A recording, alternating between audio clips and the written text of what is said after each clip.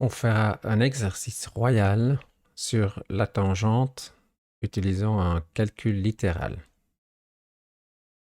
Alors il y a un roi voisin qui a un grand château avec une grande tour avec une hauteur h qu'il ne connaît pas. En plus, la tour est entourée d'une douve qu'il ne veut pas traverser avant de savoir la hauteur h que ces échelles doivent avoir pour grimper la tour.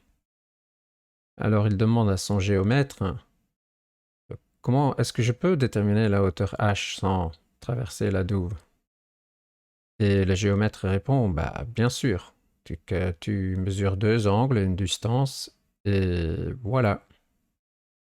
Le roi, il est toujours un peu perplexe, mais heureusement, de derrière son trône, il y a la princesse qui surgit et qui explique.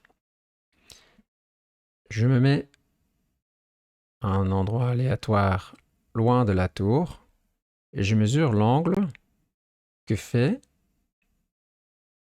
la pointe de la tour vue de mon endroit avec le sol. Et j'appelle cet angle alpha 1. Je me déplace à un deuxième endroit. Je mesure la distance entre le premier et le deuxième endroit. Je l'appelle D. Puis je mesure l'angle de cet endroit-là entre le sol et le tour. Et j'appelle cet angle alpha 2.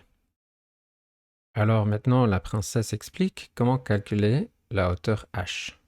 Si vous voulez, vous pouvez arrêter la vidéo ici et essayer de calculer vous-même. Alors, commençons le calcul. On a que la tangente de l'angle alpha 1 est égale à la hauteur de la tour divisée par la distance D2 du premier point à la tour. Et deuxièmement, on a que la tangente de alpha 2 est égale à h divisé par la distance totale entre le deuxième point et la tour, qui est la distance D qu'on connaît et la distance D2 qu'on ne connaît pas. Alors maintenant, ça c'est la première partie, on a utilisé la trigonométrie. Deuxièmement, on va utiliser le calcul littéral. On veut éliminer l'inconnu D2. Pourquoi? On a deux équations pour deux inconnus, c'est-à-dire h et D2. On veut calculer h, donc on élimine D2. Donc D2, c'est rien d'autre que, par la première équation, h sur tangente alpha 1. Et donc, par la deuxième équation, j'ai que la tangente alpha 2 fois d plus d2, c'est d plus h divisé par tangente alpha 1, est égal à h.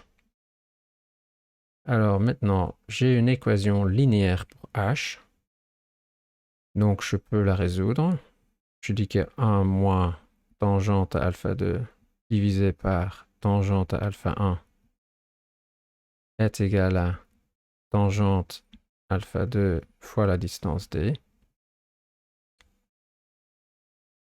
Si je multiplie par h.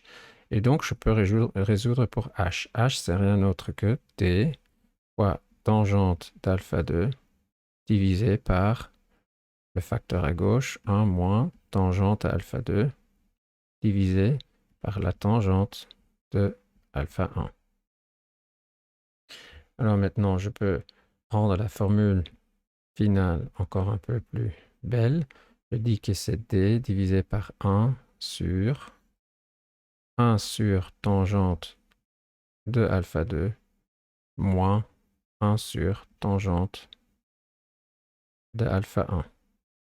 Donc, comme disait le géomètre, il suffit de mesurer la distance entre les deux points et les deux angles alpha 2 et alpha 1 pour connaître la hauteur de la tour avant d'attaquer.